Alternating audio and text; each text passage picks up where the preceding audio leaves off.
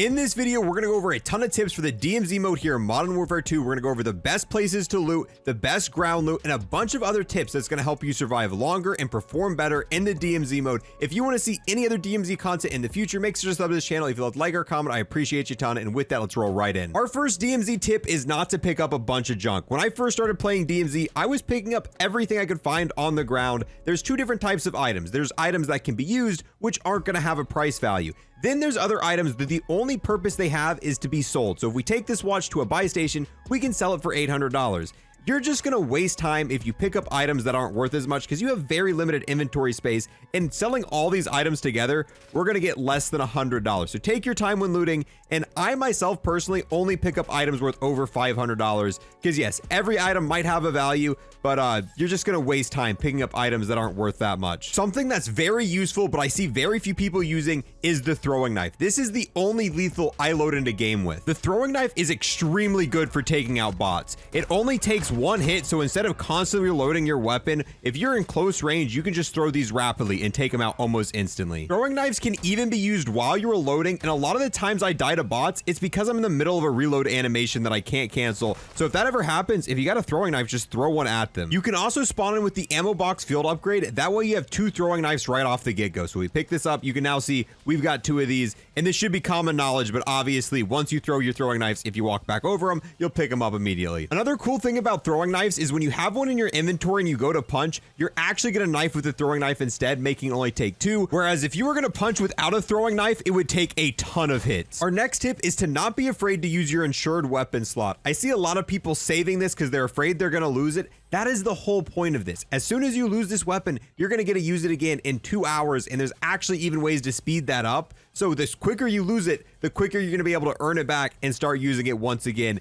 These contraband weapons, once you lose them, they're gone forever. So whenever I have my insured slot available, I am always gonna use that first. When it comes to the weapons you're gonna find around the map on DMZ, there are some weapons, in my opinion, that are just straight better than the other ones. These being the AK platform of weapons, and these are some of the most common. I just spawned in, took out two bots with my throwing knife here. One of them dropped the Vinkez 9K, one of them dropped the RPK. These are actually my two most preferred ground loot weapons. These are what I look for more than anything, mainly because they use different types of ammo, so you don't have overlapping here. The RPK is insane. Like, I try to find this weapon if I don't have one. This is my preferred loadout weapon of choice, but on top of that, it's also all over the place on the ground. The biggest downside is you can't really run super quick with it, especially if you have a big drum mag. This one fortunately only has a 30-round mag, so you're able to run really quickly with it, but I prefer it with the 100-round mag, which is going to make it slow. That's why I keep out this, because this is an SMG version of the AK,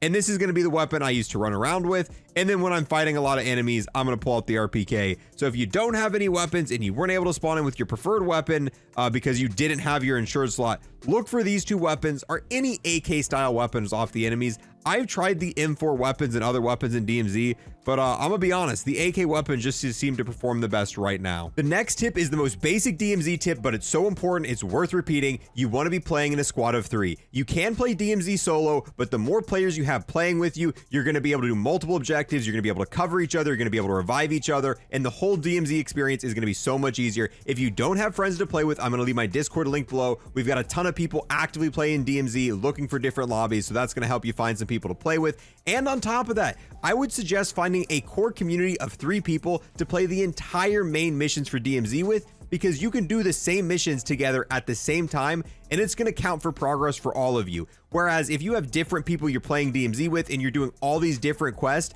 one person might have a quest that involves going to this part of the map and doing something, someone else might have a quest that involves going way out elsewhere. My entire time playing DMZ, I played with the same 2 people, and we've done all of the quests together. Every quest will count towards all players at the same time. Even if it's something that says, you know, exfil with a certain item in your inventory, if one player does that, it will count for the progression for everyone, even if one player dies out. Let's say there's a quest and it says you need to exfil with so-and-so in your inventory. If one person does that, even if the other 2 people have died and bled out, when that one person exfils with it, that challenge progress will track for all 3 of you at the same time. That's why it's really important to try to sync up your different quests with the people in your party. That way you can all get this at the same time and you're not wasting time helping the other people in your party doing something out in the middle of nowhere. Out of all the different world events around the map in DMZ, there's one that's more useful than all the others. This being the UAV tower. It looks like this on the map, and if you go to this location, there's going to be a little terminal you can interact with. This isn't going to take that long at all. A lot of the other world events like the SAM turret, you got to do a little defense or something.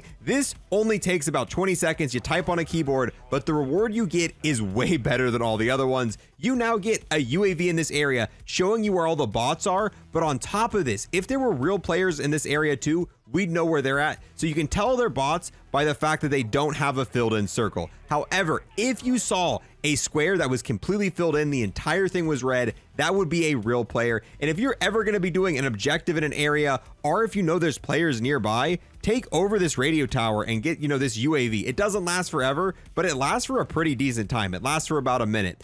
This is especially helpful if you're in an exfil area. If there's a UAV tower nearby, you definitely want to take that. That way you can tell if enemies are coming up on top of you. But yeah, make sure you're using this because it's super powerful, and I find myself using a UAV tower almost every time I pass by. Everyone knows how to exfil in the DMZ mode. You look on the map, you find the little exfil icon, which looks like this. You go there and you call the helicopter. However, there's actually another way you're able to exfil, and this one's a little bit more hidden. So on the map, you want to look for the hostage rescue mission. Now, before you open the door to this marked building, you have unlimited time to prepare. You can clear all the enemies from the outside, make sure your team's here. However, the second you open this door to start breaching, you're going to have a countdown and you're going to have limited time to finish this mission. You want to go through, eliminate all the hostiles, and usually there's a lot of armored guys. However, this time we got lucky and there was no one here. But a lot of times there's going to be a ton of tier 3 armored guys that are going to be really hard to take out. So what we're going to do is we're going to take the hostage and it's going to mark a location for us to take it at. Now, if you don't have a pistol in your inventory, you are not going to be able to shoot while you're holding the hostage.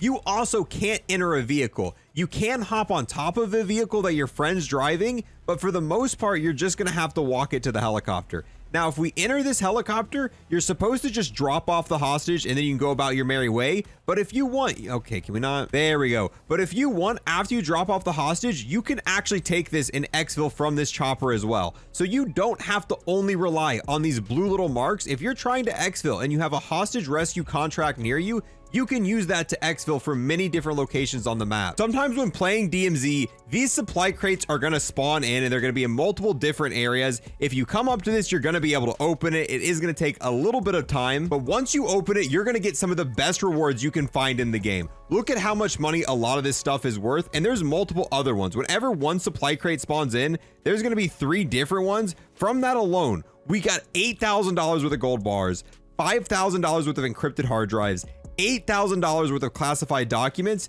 And if we had a car, we could easily go to this one and get an insane amount of money. You can actually unlock any weapon in Modern Warfare 2, Warzone 2, or DMZ by exfilling with it. So what I mean by this, let's say this is a brand new account. I didn't have any of the weapons unlocked. If I spawned into a game and I had my friend drop the Signal 50, a weapon you don't unlock till level 44, and I pick this up, it could also be ground loot. Once I pick this up, now that I have my inventory, if I go to an exfil location, get in the helicopter and leave DMZ, it will unlock this weapon, and you can use it in Warzone. You can use it like you'd normally have it unlocked. Even though this is a weapon you don't get till level 44, and this is going to work on any level account with any weapon. You could theoretically have every single weapon unlocked and usable in your create a class menu, even being like a low level, like level 10, just by having your friends drop them to you and exfilling. This also works for the DMZ exclusive weapon, the M13B. If you've had a friend who's unlocked this weapon before, he can spawn in with it being his insured weapon. You can pick it up and then just immediately exfil with it, and now you're going to have it unlocked and you're going to be good to go. Now, this next tip I think is going to be more useful in the future when people understand how to play DMZ more.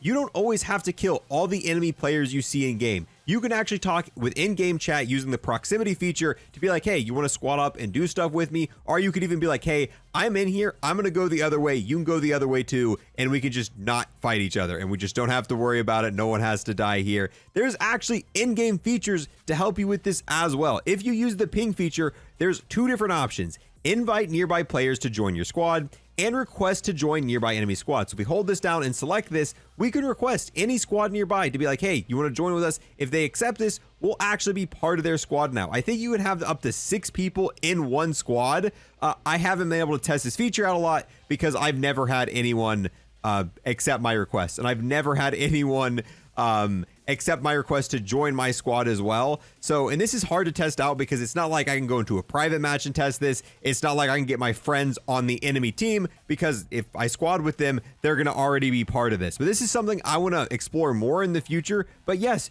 you can, in the middle of a DMZ match, join and have other people randomly out there join your squad, and you can join other squads. All you got to do is talk with them, coordinate it, and I think this feature is going to be huge in the future, but so far I haven't been able to get anyone to use it. You don't always have to revive your teammates right away. There is no time limit if your teammates fully bleed out at any point during the match. As long as you can still access their body, you're going to be able to revive them. And this is helpful for a few scenarios. Let's say you're fighting a team of 3, right? And 2 of your friends have already gone down and they've bled out. So now it's a 1v3 scenario and they're camping the bodies of your teammate. You can just flee. You can leave the area for a while till they get bored, leave, and at any point during the match, you can go back and revive them. Unfortunately, the enemy team might loot their bodies and take most of their good gear, which would be one of the main reasons you want to revive them anyway, but sometimes that's a strategy you have to use, because if there's no shot you're going to take down these 3 enemies in this squad, you know it's not going to happen. There's no point in wasting all of your stuff, dying and losing all that. Just take a car, take a vehicle, leave for a little bit. Once you know they're gone,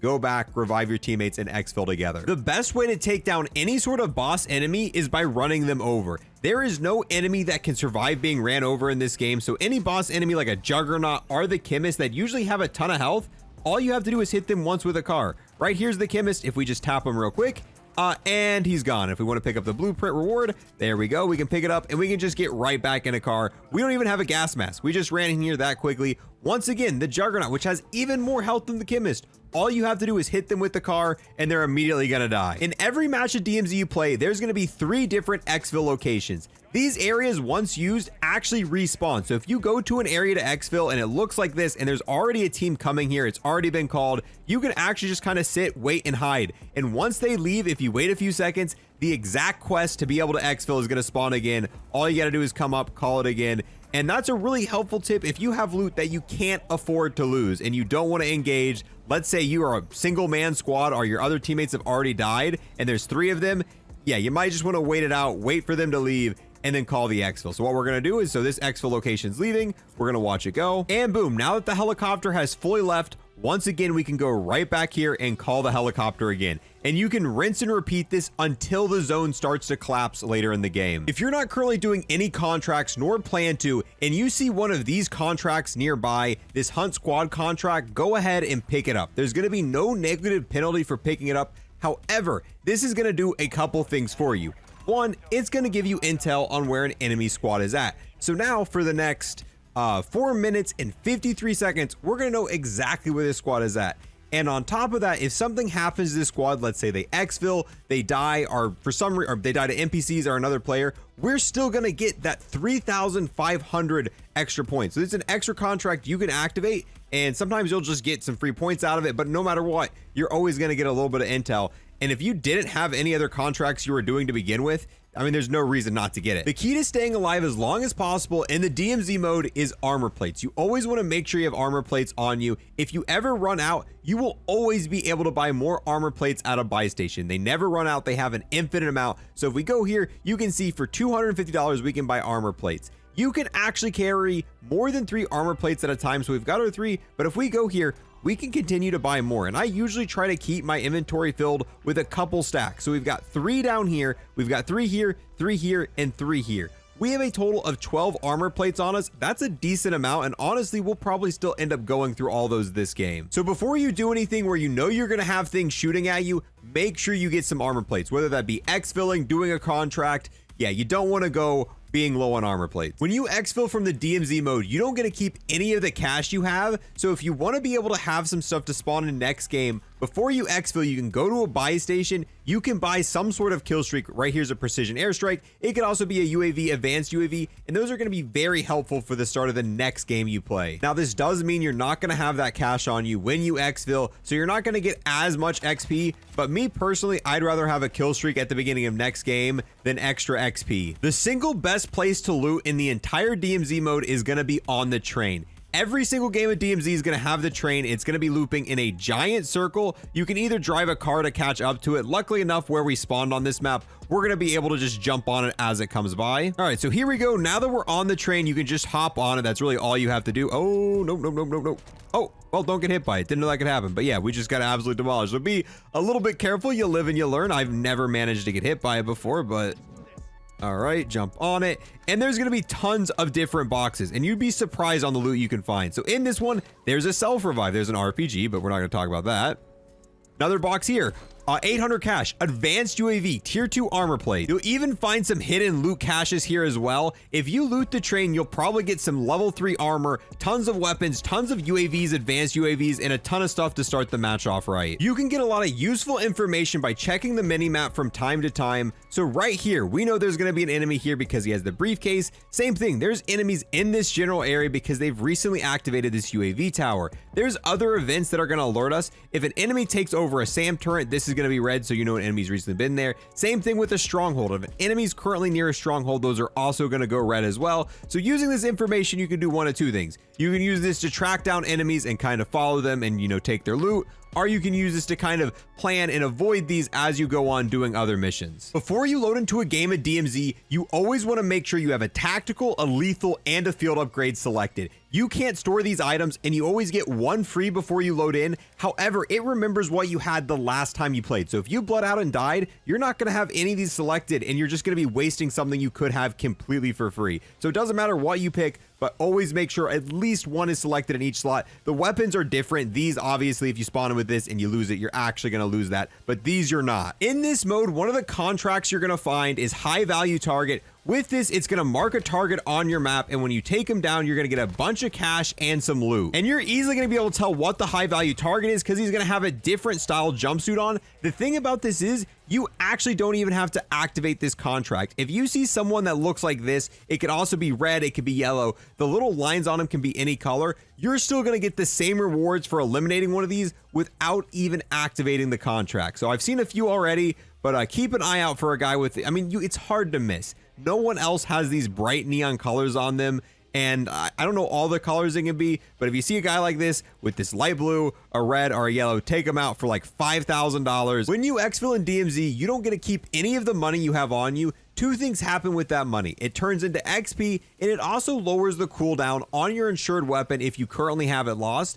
There's one other way you can do this. So if you find these dead drop things around the map, you can actually put items in here. So we can go ahead, deposit this, deposit this, deposit this. And you don't have to just deposit things that you'd normally be able to sell. You can actually deposit things like frag grenades, munition boxes, other things, stims. All of this stuff can be put in here, and it reads off dead drop. Cash deposited reduces insurance weapon cooldown. So we put this in here. Not only we're going to get XP for all the items we put in here, it's also going to reduce the cooldown on our assured weapon even more. So essentially, this is a way to exfil without actually exfilling. We can even put our cash in here as well. So if you know you're not going to be able to exfil properly or you don't want to risk it, you can put cash in here, and then you can do that, and it's going to reduce your cooldowns without having to worry about if you're going to be able to successfully get the exfil off or not. If you manage to find or buy a backpack in game, you're actually going to have access to a third weapon slot. And you can see if we hover over a weapon, it says hold to stow. Now, if we go to our inventory here, we're going to have our two main weapons and a third weapon. And I know a lot of people are going to say like, well, why do you really need a third weapon here? You can only hold two in your hands. This would be really nice if you wanted to have a sniper, but you wanted two other weapons. If you wanted to have a rocket launcher here, or if you just wanted to exfil with 3 weapons. Because now when we exfil from this game, we're going to have 3 different weapons we can now stow in our contraband weapons. And that's now 3 different weapons we're going to be able to spawn in with in the future. Using a suppressor in some situations in DMZ is actually surprisingly helpful. You can sneak past a lot of the enemies. So whenever you go loud, you're going to alert all the enemies in an area. But if you slowly pick them off with a sniper, you can make things a lot easier on you, especially if you plan on doing some sort of objective in the area and you want to be able to stay in the area and not have to worry about all the enemies. And they do call for reinforcements. If you just keep killing a bunch of enemies, they're going to call for reinforcements, but you can kind of stay in the shadows a little bit with a suppressor. Eventually they are going to see you at some point, but it does help out. So having one suppressed and one non-suppressed weapon isn't a terrible idea. If you stay in a single match of DMZ long enough, all the way till the final circle, eventually the zone's going to collapse and it's going to take all of the other exfil points and a new one's going to spawn. This one's going to be the same for all players, and a lot of people are scared to go to this one. However, this is going to be my 5th time exfilling from this final circle collapse one. I have never seen other players here. It's a lot safer than what people think, because no one decides to go to these, because usually people are going to exfil the first chance they have. So a lot of times you'll be able to go here and you're going to have this final exfil zone all to yourself. So those were a bunch of tips for the DMZ mode that are going to help you live longer, get better loot, and get more out of the mode. If you have any additional tips that can help people, leave them in the comments below. And if you want to see any more DMZ content in the future, whether it be new loot locations, new updates, best weapon classes, you can find all of that right here on the channel. So make sure to sub. If you guys found this helpful, make sure to leave a like and a comment. I'll see you guys in the next one. Peace.